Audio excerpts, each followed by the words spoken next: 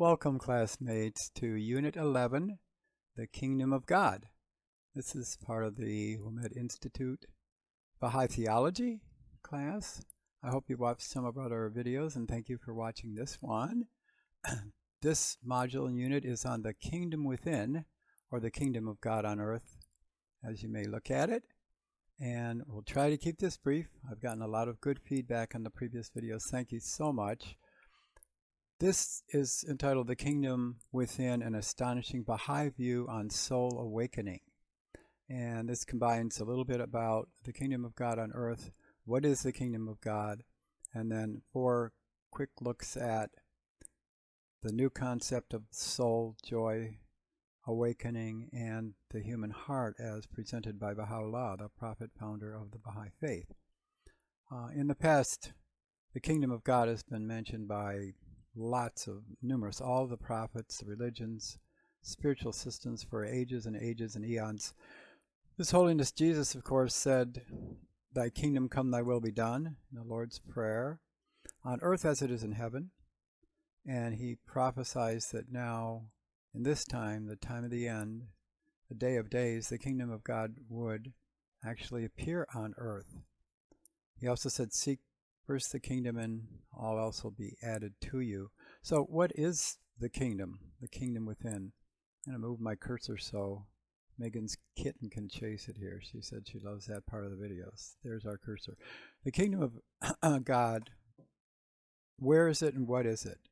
In all the religions, the prophets and sages and the spiritual systems have also mentioned that humans are in a state of deep spiritual sleep, and that God's sequential and progressive messengers, the concept Baha'is call progressive revelation, Abraham and Moses and Jesus, Muhammad, Baha'u'llah, the Bab, all these wondrous prophets have come, and that are actually, they are divine awakeners.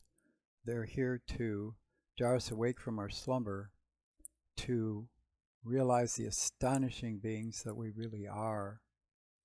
And that kind of gets us to joy, soul, sleep. And let's start with soul, because Baha'u'llah says, "Dost thou reckon thyself only a puny form when within thee the universe is folded? Never before have we imagined the astonishing greatness of the human soul and spirit once awakened to the kingdom by the manifestation."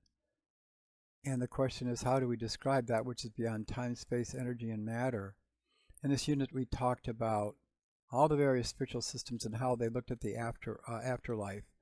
Some thought that the body, we just lay there in the body until the time of the end. The body sort of lays in a grave, and then at the time of the end, how many centuries from now, a prophet returns or Jesus returns, and we all get reawakened from our bodies, or the bodies themselves arise.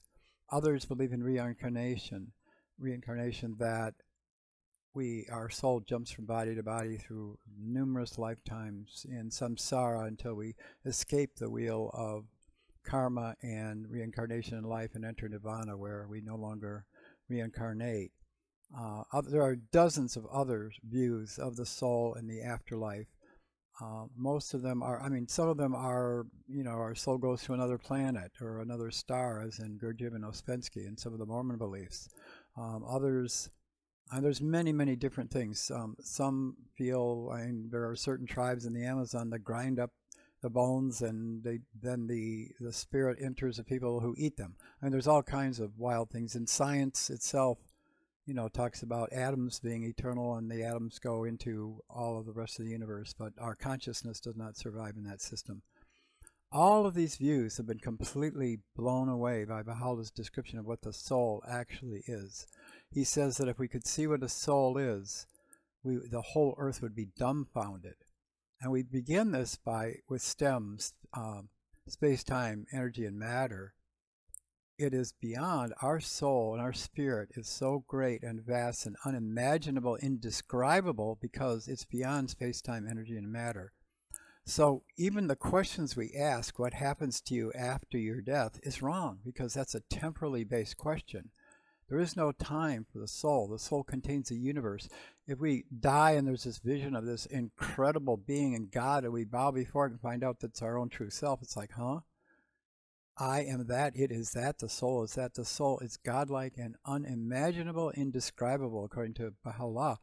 And this is because every time we talk about it, well, we stay in our bodies for so long, that's temporal. What do you mean so long? There's no so long for the soul. He says in a state of sleep, our soul can actually go eons forward in time or backwards, that we can see something happens at 20 years from now, and then in our waking life actually see it as a deja vu and say, I remember this in a dream. He says, how can you do that if you're living in time? Well, he says the soul is timeless. You actually went into a world that was beyond time, and he said you'd be correct to say that that world is folded within yourself. So the true self, the Atman, the real self, the soul, is mind-blowingly beyond. And so when people give evidence of reincarnation saying, gee, you know what, I remember these past lives. I just tuned into this life of this person that was alive in 1765, and they were like in this carriage with a horse, and they have all these descriptions. You know what, that's limiting the soul to time and place. Why can't we tune into everything that's ever lived on every planet throughout all eternity if the universe is folded within us? So we're limiting how great the soul is when we say, well, this one soul goes to here, to here, to here. It's tiny. It means it's tied to space. It's tied to time. We cannot describe it or imagine it because it's so much greater than that. So when we really see what Baha'u'llah has told us about the soul now, it is incredibly uplifting, mind-blowing, and joyous. And that's part of the idea of the kingdom, because the kingdom is within. When he says the kingdom of God, thy kingdom come, it comes into the hearts of the souls of humans. And we'd say, well, geez, I'm just a little this and a little that. Well, you're not. Human souls are beyond imaginably gigantic, beyond time, space, energy, matter, unimaginable while we're still in the body, while we're still asleep. The joy of the soul, again, let's take a look at a couple quick quotes here. Abdul Baha, he says, the happiness of the kingdom, if I can get this a little bigger so we can actually see it. The happiness of the kingdom is a perfect happiness. And Abdul Baha goes on to describe that all the other happinesses that we know here are temporal, and they're in the body, and they're while we're asleep. We have not yet awakened to the reality of the soul, or the soul itself is not yet awakened. And that gets it to the point of trying to find happiness on earth and joy with things that come and go in time and space, whereas the happiness of the kingdom is a perfect happiness. When the kingdom of God appears in our hearts and our souls, and we live in that kingdom within, that happiness can never be taken for us, and it's pure bliss, unlike anything we can feel in the physical world. Okay. It looks like we're going to have sync here. We're starting at the end, but let's see. Hopefully it'll come back. We're having our lady leave her body. Our soul's leaving her body here before we get back into this other quote.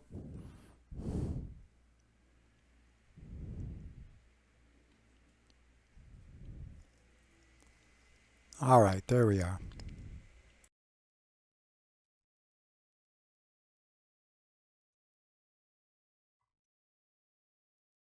Okay, happy is the man who hath recognized thee and discovered the sweetness of thy fragrance. So recognition of Baha'u'llah is one of the keys to the kingdom. And set himself towards thy kingdom, and tasted of the things that have been perfected therein by thy grace and favor.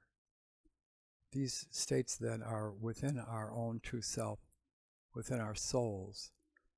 And that is where continuous lasting joy is in the kingdom. And we mentioned awakening and sleep. And these are a few quotes from the Baha'i writings about sleep. The people of the world are fast asleep. Were they to wake from their slumber, they would hasten with eagerness unto God, the all-knowing, the all-wise. The people in general are all asleep. They are all inadvertent. They are all slumbering because their thoughts are confined to materialism. They are not at all thoughtful of God's thoughts, except you who are thinking of God right at this very moment. Alas, most of the people are fast asleep and need to be awakened. So the whole idea on soul awakening and the kingdom and all within you is this astonishing, amazing moment that's called enlightenment, awakening, the jolt in the heart, the kingdom of God, where we suddenly realize we're not bodies, where we realize that being in the body and being alive and awake, quote, is sleeping. And awakening can happen actually in our sleep when the body is asleep and we awaken to the Atman, the true self, what we actually are.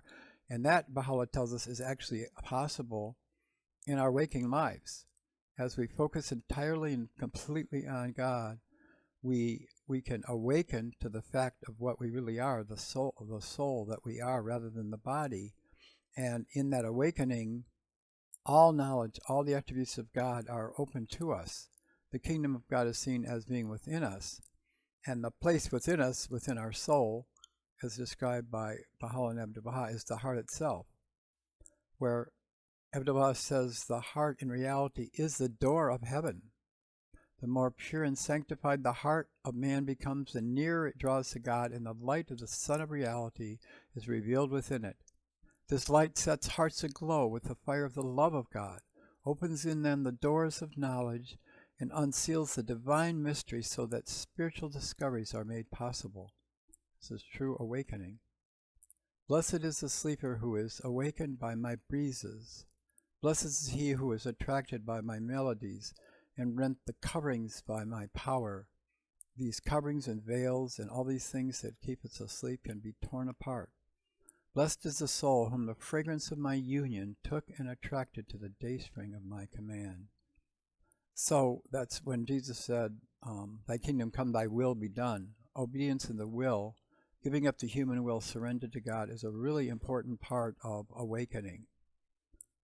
So when we see that we're fast asleep and that we need to awaken, what we are awakening to is our own soul and the kingdom that lies within us. So many of the things we hear, we take and think.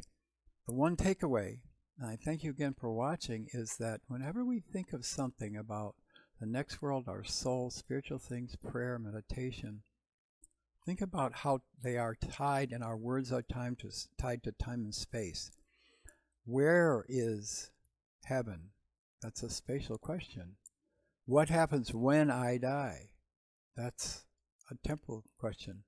None of those apply when we awaken to the soul itself, because we're sanctified beyond time, space, energy, and matter.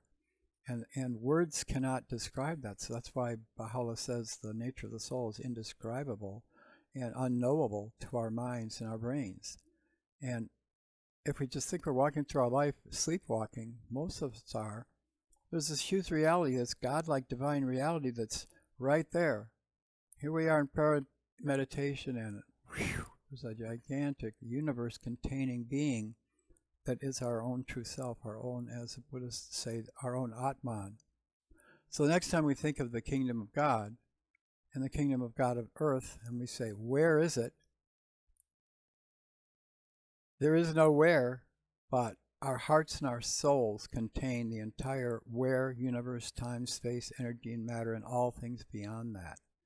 That is truly a mind-blowing view of the human reality that has never before been considered or even contemplated in the past. Thus, we have beliefs like reincarnation and, rotting in our bodies until the time and the end, and all those things that are metaphors for something much bigger that we can't understand. And yes, we can see past lives because we can see all lives. In our godlike self, we contain everything in the universe, all the lives on all the planets, not just Earth. So that doesn't mean there's a little soul that's jumping around to all those different bodies on all those places. It means they're all within our large Atman, our huge, unimaginable true self. See you next video.